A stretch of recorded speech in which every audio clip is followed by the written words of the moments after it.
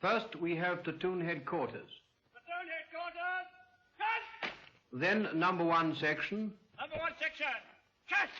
Next to them, number 2 section. Number 2 section, cut! And next to them, number 3 section. Number 3 section, cut! Platoon, standard,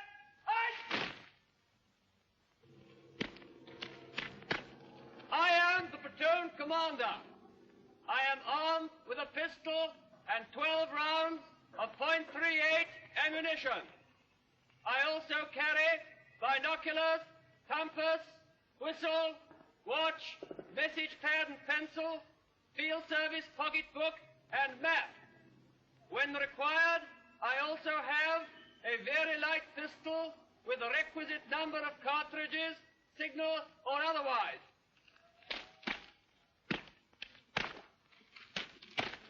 I am the platoon sergeant.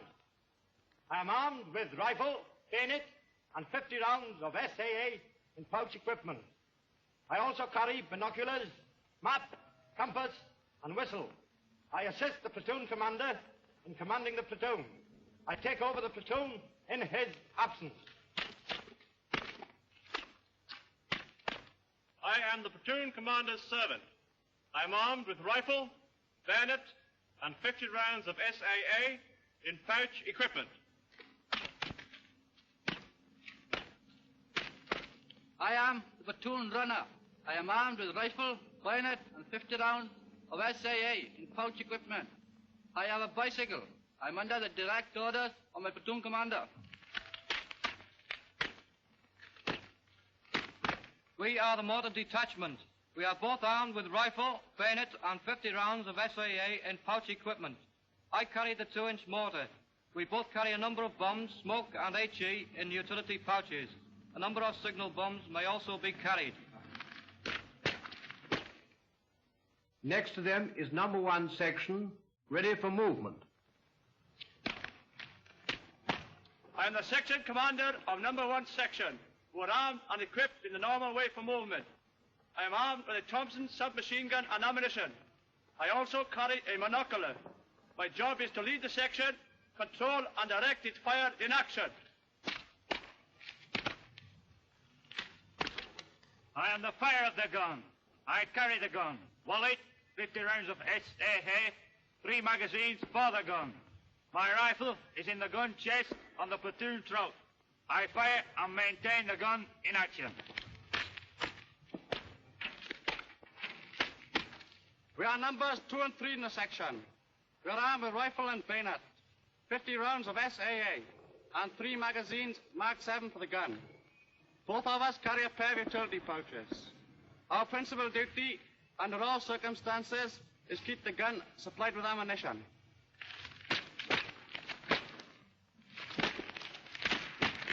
We are the remainder of the section. We are armed with rifle, bayonet, and 50 rounds of SAA. We each carry 3 magazines of Mark 7 ammunition for the gun.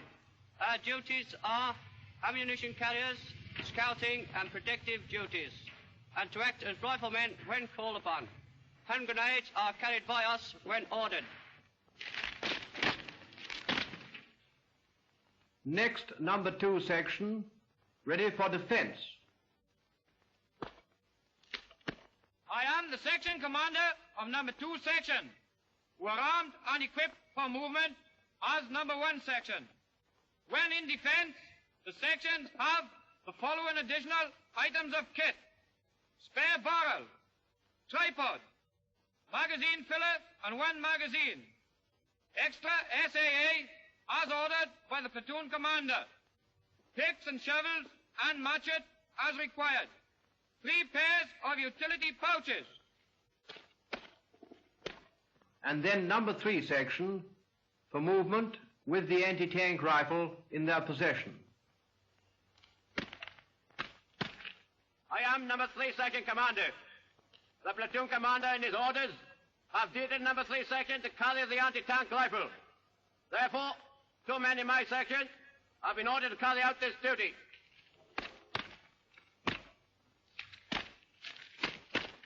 We are the anti-tank riflemen. We are both armed with rifle, bayonet, and 50 rounds of ammunition.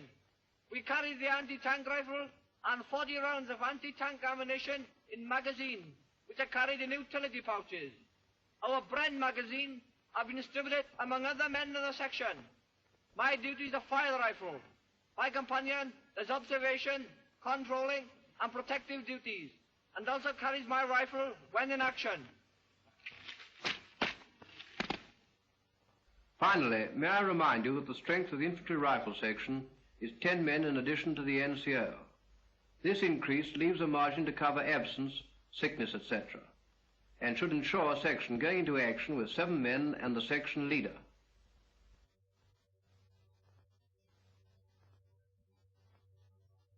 We will now watch our platoon actually in action. The situation is something like this. Our forces, pushing through to a definite objective off the right-hand end of the map, here, have come into contact with the enemy. There are no tanks with them, and they are fighting their own way forward. The leading companies of infantry are deployed, and our platoon is a leading one of a forward company, with other platoons on its right and left. The platoon is coming through this wood, and here's the approximate axis of advance, past these buildings, towards this hill with 2 trees. Bear in mind this map with particular attention to these features. This copse, this feature with 2 trees, we will call it the trees, and this hill, which is called Scrubby Hill. An enemy post will be met with at the trees, and we are now going to see our platoon deal with it. This will give you some idea what it looks like on the actual ground. Note the copse, the trees, and Scrubby Hill. The platoon, covered by its scouts, has reached the edge of the wood. Up to now, it's been moving in close formation owing to the thickness of the cover. Now the platoon commander decides to move in arrowhead, as the country is open, the situation vague, and this formation is best suited to meet any unexpected situation which may occur on either flank or to the front. Here is the leading scout belonging to the point section. He is securing his first bound. The leading scout is always covered by a second scout who is watching his advance.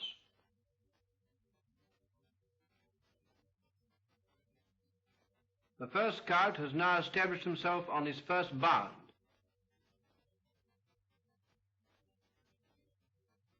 He turns round and gives the no enemy in sight signal to his second scout. The second scout now comes up and joins the first one, and the bound is now completed. They discussed their next move, and the second scout signals back to the commander of the point section, no enemy in sight. Here's the point section moving down behind the scouts.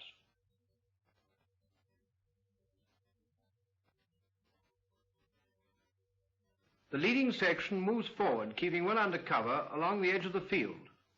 Behind them comes platoon headquarters. Note the bicycle. The runner keeps his bicycle as long as possible. Note also the 2 mortarmen and the equipment they are carrying.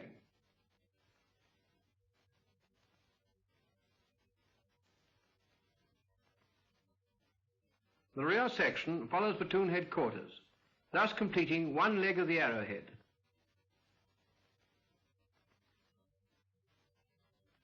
And here is the right flank section going down the other side of the field, forming the other leg.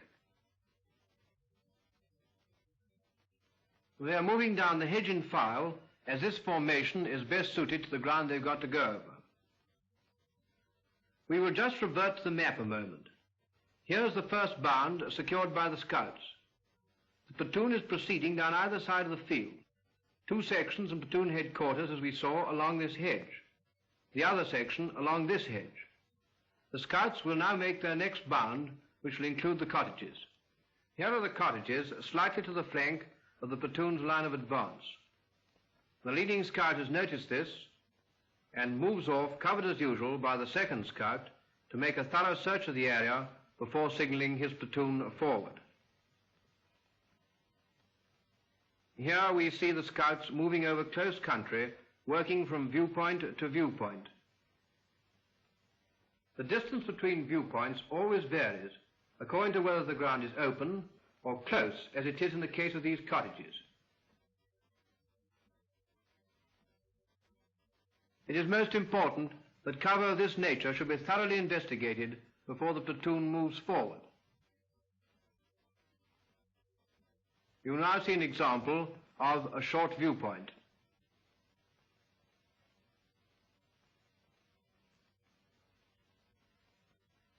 The right-hand section has meanwhile come to a piece of open ground. Note that the section extends to arrowhead to pass over this exposed area. Should they come under enemy fire, they are unlikely to receive as many casualties as would be the case if they moved in a closer formation. The section leader carries a Thompson submachine gun. It is essentially a weapon for dealing with targets which make their appearance suddenly. It can be fired from the hip on the move, making it a useful weapon for the assault.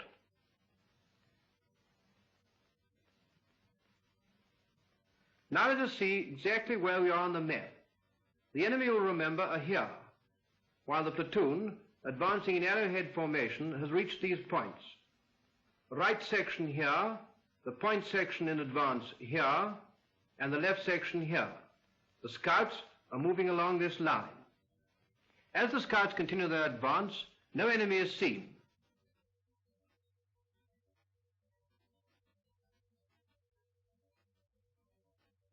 If the enemy occupying the machine gun post are cunning, they will not fire at the scouts, but will wait for the leading section.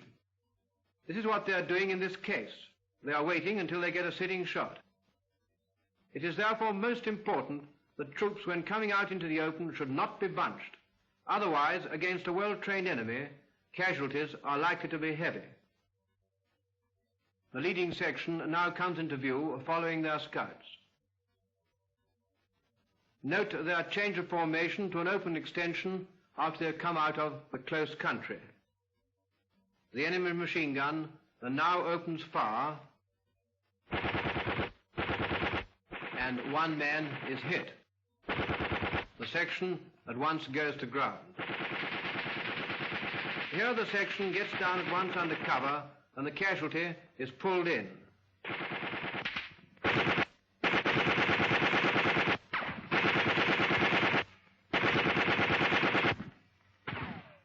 His ammunition is collected and distributed amongst the section.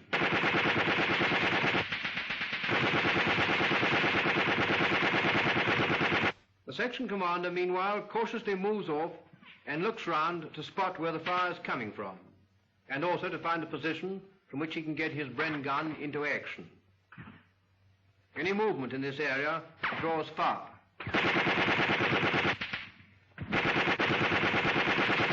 Rapidly choosing his gun position, the section commander now waves up his Bren gunner.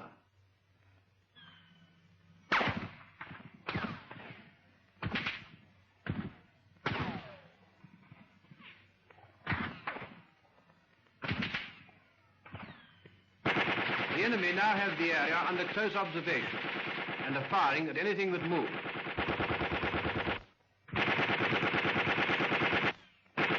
Then the section commander explains to his gunner from under cover the enemy position. Ball, push. 5 bursts. On, fire.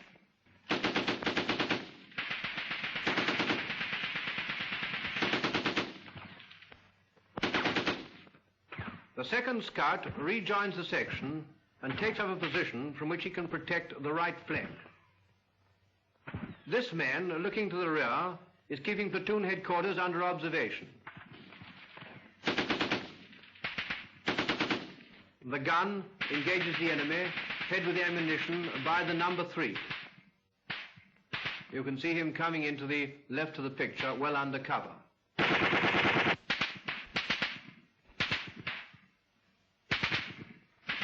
And here is the other scout crawling back to cover the left flank.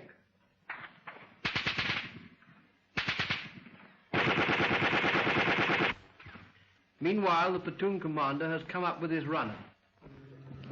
What's happened, Sergeant Hicks? Sir, there's an enemy machine gun by those 2 trees over there. The fire is heavy, and I can't advance direct without casualties. My Bren gun is engaging the target from over there. Shall I try and work down the flank and get at him? I think I can do it quicker with the other 2 sections, leaving you to cover us with fire. When you see my signal, a white very light. Run up! Sir. Tell the platoon sergeant and the other 2 section commanders to meet me here. I want the 2-inch mortar, 9 rounds of smoke, HE. Got it? Yes, sir. What's your message? Sir, platoon sergeant and section commanders to meet you here. Bring the 2-inch mortar, 9 rounds of smoke, and 8 of HE. Right, off you go. The platoon commander is now going to write a message out to send to his company commander.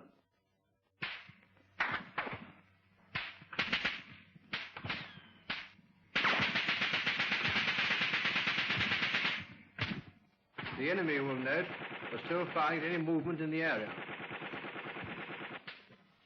Sir, I got the section commanders and the platoon sergeant. Take this message to the company commander. Sir.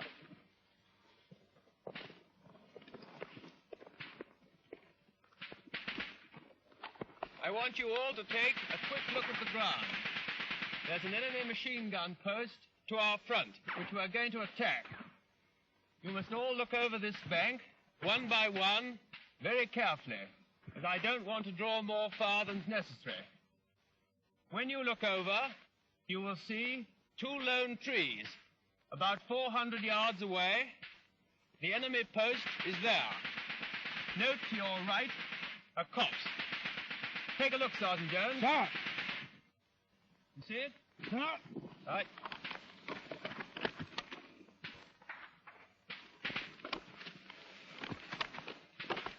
Steady now, too tough. Is that clear, Sergeant Jones? Sir. Sergeant Jones? Sir. Sergeant Price? Sir. Right, things are getting a bit hot here. We'll move off down the hill where I'll give out my orders. Come on. We'll now turn back to the map for a moment. The enemy post is firing from here. Platoon commander has just made his observation from Scrubby Hill, here. The section is under cover here, and this is the Bren gun position. The number 2 section and number 3 section here. It should be noted that once the main features have been pointed out, and if the viewpoint is an exposed one, it is better to get the reconnaissance party under cover for the actual issue of orders. If this is not done, they will probably lose valuable lives, and the initiation of the attack will be considerably delayed.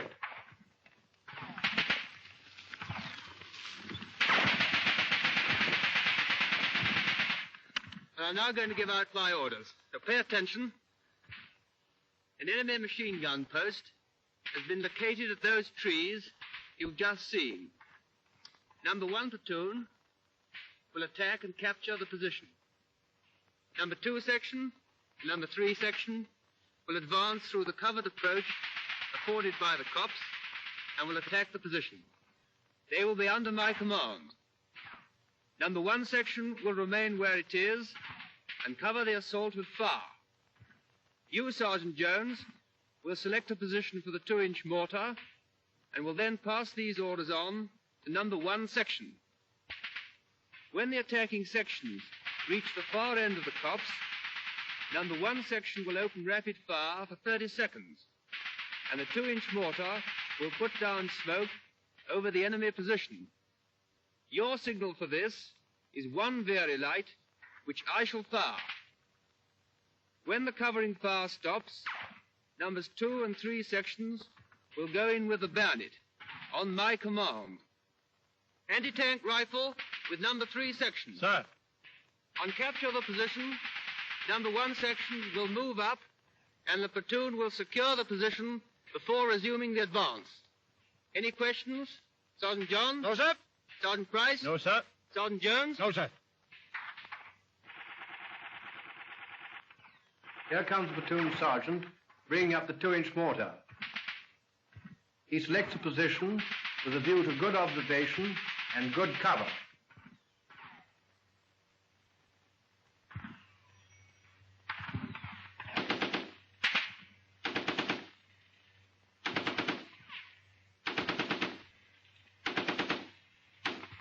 He now moves up to number 1 section commander to pass on the platoon commander's orders to him.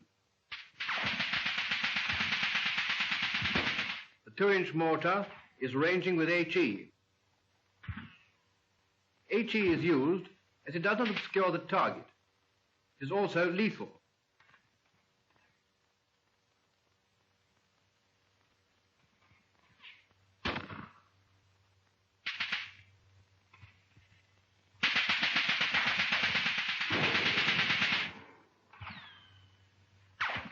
We now turn to numbers 2 and 3 sections, who are moving forward to the position from which they're going to put in the assault.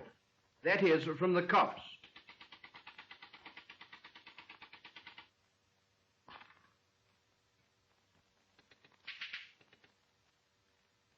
Here is one of the sections moving across the open in arrowhead formation. The Thompson guns are with the leading men, so that they can engage rapidly any enemy who may appear suddenly either on the front or on their flanks. The Brens move slightly in rear of their section. Here comes platoon headquarters, changing their formation according to the ground which they're moving over.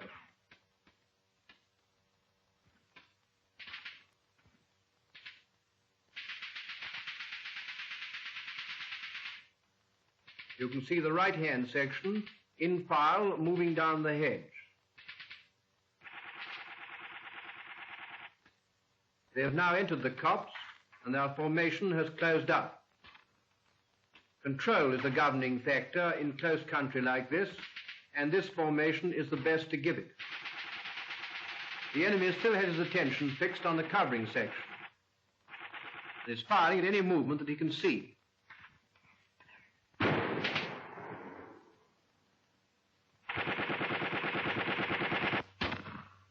The attacking section have now reached their assaulting place where they're going to start from. There goes the very light. The covering section on Scrubby Hill opens rapid fire. Simultaneously, the 2-inch mortar opens fire with smoke.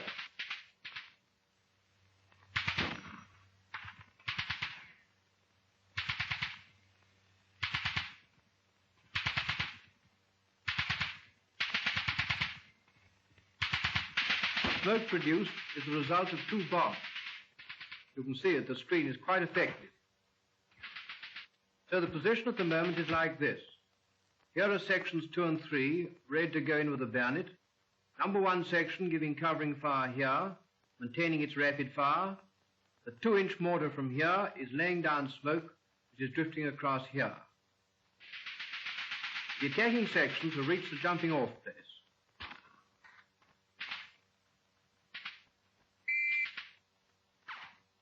There's the attack going in now.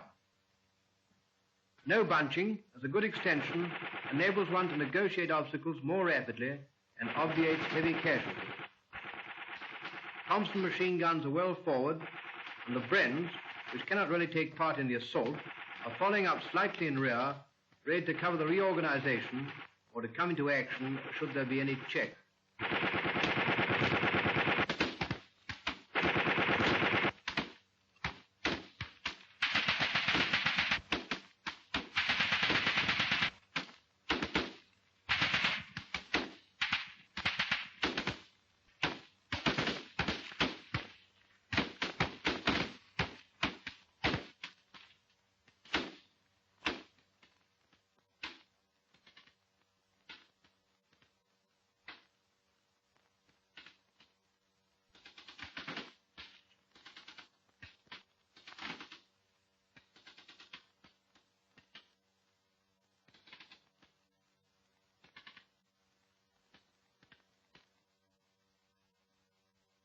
The post is now captured, and the platoon will reorganize.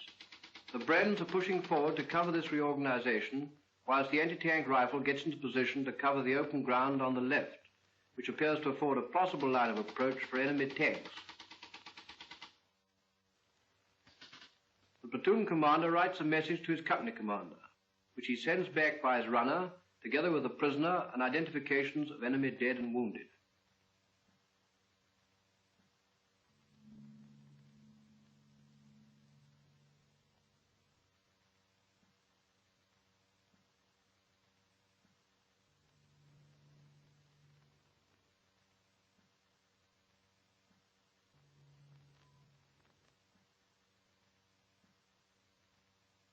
Here you are, sir. Identity disc and papers.